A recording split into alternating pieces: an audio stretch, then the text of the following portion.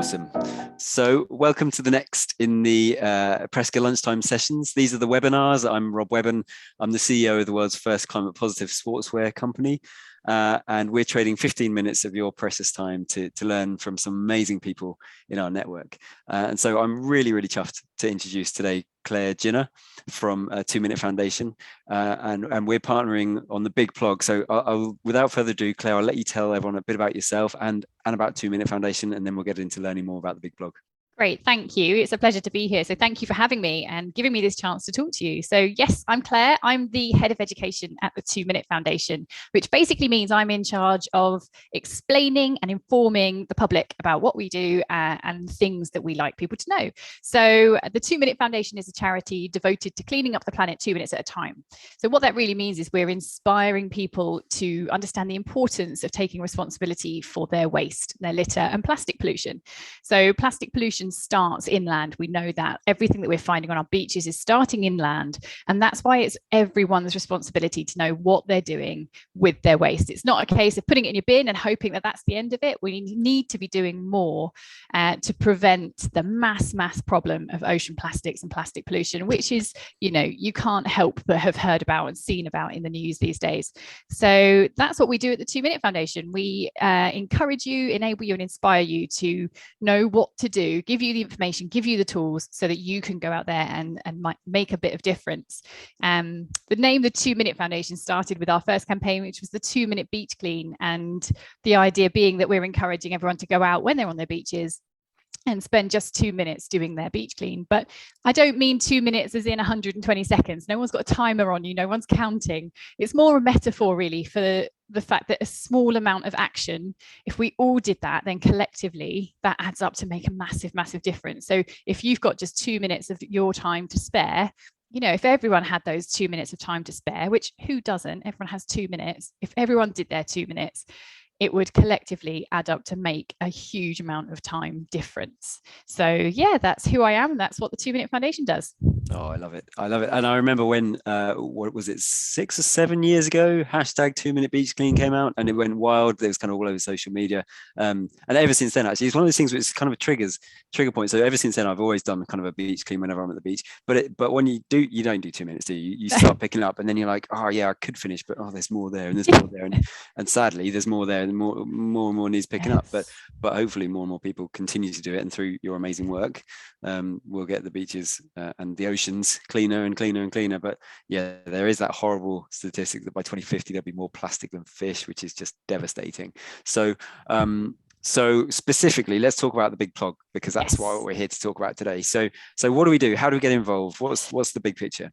So the big plog it's the first year of us doing the big plog, and we're really excited about it. It's launching on the 17th of September, which also sort of ties in with World Cleanup Day. And what it is, if you haven't heard of plogging yet, then you are sort of a year behind the curve. You need to go out and Google what plogging is. But essentially, it's going for a jog or a run and picking up litter on the way. And it started in the cities in the UK, and it was people that were going for their daily jog on their route and getting upset by how many bottles they were seeing, or I don't know, cigarette butts, whatever it might be. So started taking a bag with them, picking those bits up along the way. And it's this new humongous revolution. It's amazing. And it's such good fun. So yes, 17th of September, we are encouraging everybody to go out and try a plog. Now, we're not being as prescriptive as saying you have to be in a city and you have to do it jogging. You can choose how you do it. You can jog, you can swim in the ocean if you want to pick up litter as you go. You could paddle down a canal or a river and pick up bits that you find. Any kind of physical movement, getting out there into nature and picking up litter. You can also choose how far you do it. So you can start small, aim for just 2 miles, or you can set yourself a marathon if you want to, anything in between. So you can choose how you do it and the distance that you go. And it's really it's a fundraiser for the 2 Minute Foundation, but it's also an awareness raiser that, you know, no matter where you are in the country or even in the world, there is litter around you and there's something that everybody can do about it. As you say, our first campaign, the 2 Minute Beach Clean, is the one that sort of caught everybody's attention and held onto people's hearts. And what we're still finding is there's a lot of people in the cities that are sort of saying, well, I don't live on a beach. There's nothing I can do to help that. But actually, it's understanding that you can. And plogging is something that you can do no matter where you are, whether you're in the middle of London or if you're on the Norfolk Broads, on the rivers, wherever you are, get outside on the 17th of September and do a little bit of plogging. So you move yourself around, run, jog, run, jog, swim, whatever you want, cycle even, with a litter picker and a bag, and pick up what you find as you go. Amazing. And it's so satisfying. I can totally attest to that. But though, if you are going out for a marathon, take a lot of bags, because sadly you'll find a lot of crap on the way. But yeah, and it's when is it again, is that thing, isn't it? When you tune into it, it's there, and it's kind of it's everywhere. I don't want to sound doom mongering, but there is a lot of litter everywhere, and so get out and do your bit for sure. It's absolutely. And there's a new statistic out that 80% of the litter that we find at the beaches has started in the cities. So it's coming, it's not people that are coming to the beach for the day and leaving their picnic waste. Yeah, that's a problem, but that's a separate thing. What we need to do is cut off this kind of the journey. So the litter that's starting in the cities and the towns and the parks, the weather gets involved, rain or wind, it moves that bit of litter through the systems, if you remember the water cycle from when you were at school, moves that, ends up in the rivers, and then ends up in the sea. So that's what we need to stop. We need to stop that journey before it even really gets underway. So it's definitely something that anyone can do. And like you say, once you're attuned to it, once you're looking for those plastic bottles or cigarette butts, you will find them everywhere. Yeah, sadly. So 17th of September, is it are there any organized events, or is just everyone getting out doing their bit locally? Absolutely. No, do it yourself. You can join up with some friends. We've got loads of information on our website. So if you're interested in getting involved, you can sign up on our website. We can talk you through a fundraising process, get your friends involved. You can buy a litter picker from us if you wanted to, and you get a really cool little medal just to say that you've done it at the end, which is great. Nice. And there's a couple of prizes to be won for those that manage to fundraise over a certain amount. They get put in a pot for potential prizes. So there's loads and loads of information on our website, but it's definitely something to do for fun. It's about fun, and it's about setting yourself a challenge of something that probably you haven't done before, and I guarantee you'll be hooked. Yeah, brilliant. And so I'm interested. So it's a fundraising activity, as well as getting a lot of stuff out of the environment that shouldn't be there. Yeah. Where are those funds then going to be used? So they will further our work at the 2 Minute Foundation. So we are focused heavily on education and making sure that people have the information they need to make informed choices.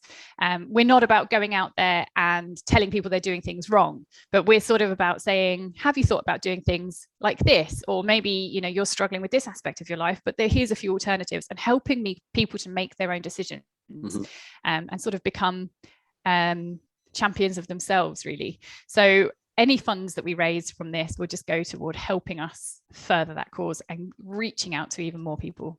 That's so cool. And I think the reason we first got in touch, Presco, with 2 Minute Foundation, was because we saw one of your cleaning stations in a park in Bristol.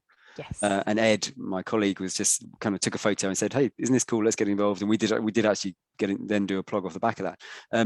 So that visibility in every environment as well, not just beaches but urban environments, is so important, isn't it, for getting people to think, oh, hold on a minute, maybe I could actually do my bit. It's you need to see people doing it before you recognize, oh, I could do that as well. You really do. And it's that kind of ripple effect. Even if you're going out for your plog on the 17th of September, I guarantee someone will see you do it and go, oh, that looks like fun, I might have a try. It really is being visible and being out there. And actually our cleanup stations, like you saw in the park, they can inspire you, but also give you the tools that you need. So say you haven't got a litter picker or a bag and you're walking around the park and there's loads of mess, chances are you'll find one of our litter pick stations somewhere and there's equipment that you can borrow there. So those stations are a great thing to raise awareness, but also to make it practical, to make it easier for people to actually go out there and access the equipment they need to do these beach cleans and litter picks. Not that you do need much equipment, but I would suggest wearing gloves if you haven't got a litter picker. That's a minimum for sure. And the other thing that I've noticed whenever I've done it is that so many people say thank you, which is, it's amazing. And I suppose it's just a small act, isn't it? But it does have that ripple effect, and people see you doing it and think, hopefully then think, oh, I should do a bit of that as well. Absolutely. Even if you just influence one person by doing it, you might do a 1 hour long plog, for example, you might have 1,000 people see you, but even if one of them decides actually they won't drop their can of Coke that they might have dropped before, or they've seen a bottle on the floor and actually they'll go pick that up and put that in the bin, that's a massive win. Like you can't underestimate the power of that. And it's really important that you sort of are aware that every single thing that you do, if it's seen by someone else, has that ripple effect. And it's a really powerful thing. And it is, like you say, it makes you feel great. Like you can't, 10 years ago, if I was doing a beach clean, people would come up to me and ask if I was doing community service from a local prison. Now they're like, oh, you're beach cleaning, good on you, well done, that's great. Like there's been this shift and people appreciate it. And actually there's this real kind of, yeah, there's a lot of support now for us that are out there cleaning up. And it'd be great to just go out there, do a plog, and you'll feel it too. It's a really supportive community. Brilliant. Okay, so that's amazing. Just on that, actually, I kind of suffer a bit sometimes with climate anxiety, and I always say the antidote to hopelessness is action and getting out there and being positive and doing positive things, which this certainly is. So fantastic. All power to you guys. I love it, and I'm so glad we're involved. Tell people how they can find out more. You mentioned your website, but what's the address? What are the socials? How to get more and more people to know about this? Yeah, so find our website. It's 2minute.org. Really simple. There's a whole page on there dedicated to the big plog. You can find us on Instagram and Facebook, 2 Minute HQ. We're on Twitter. We're on LinkedIn. We are all over the place. Just search for 2 Minute Foundation online, on your phone, anywhere, and you will find us. But do reach out if you've got any questions. If there is something that's not clear, if you're feeling a bit unconfident and don't know what to do, whatever it is, we're a really, really friendly bunch and we love helping people. So do just ping me an email, get in touch, have a little chat. Like we'll take you on your journey. We'll start you off. Awesome. And we'll be there for you. Really friendly and really positive as well. I love these conversations where, I get to meet some cool people who are just like, yeah, this is amazing. We need to do this. And you go away thinking, yeah, we really do. This is great. So thank you, Claire. So at the end of these conversations, every time I ask 3 questions, standard questions, so we'll fire into them. So Claire, tell me then, if you will, what does community mean for you? Community for me means support. I think community is your backbone. It's why you do what you do, and it's who validates you when you need that little bit of validation. Like, we always try and say that, we don't do things for other people, but actually, of course we do. And actually, sometimes you need someone to pat you on the back and say you've done a great job. And to me, that's what a community does. And that's what community can bring to your life. It can enrich you by being a part of something that's bigger than just yourself. Oh, amazing. Okay. And why should we care about the climate? Climate is everything. Like, the climate affects every single aspect of our life. From the food that we eat, to the jobs that we have, to the homes that we live in, and the changing climate means that those things that we have are changing as well. So if we're unaware of what's happening to the climate, we're going to be unaware of our future. The two are so intrinsically linked, and we need to take a little bit of responsibility so that when things change, we've seen it coming and we've taken steps to sort of future-proof ourselves a little bit, I guess. And hopefully minimize the change as much as we possibly can, although we all know change is coming for sure. And with that in mind, change is coming, and it can be a scary time. What keeps you positive? Because you clearly are an extremely positive person. I am, because do you know what? I think we're winning. That's why I'm super positive. I think we as a people are winning this fight against climate change and plastic pollution. We've got to the point now where enough people are aware of the problems, enough people have changed their habits, and enough people are open to learning about what to do. And that's a really, really exciting time.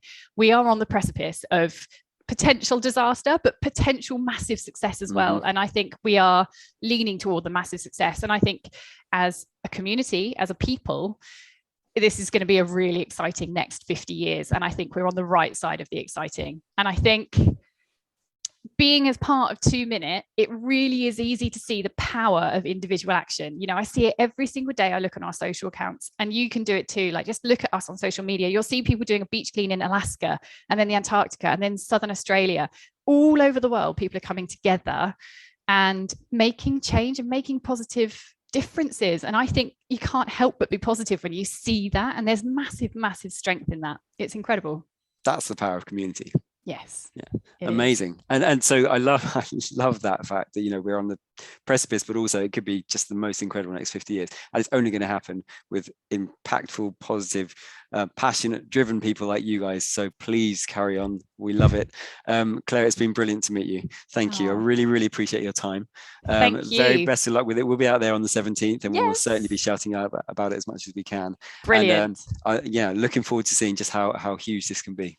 Great. Thank you so much for your support. It's been great to be here today. Amazing. Thank you, Claire. Thank you.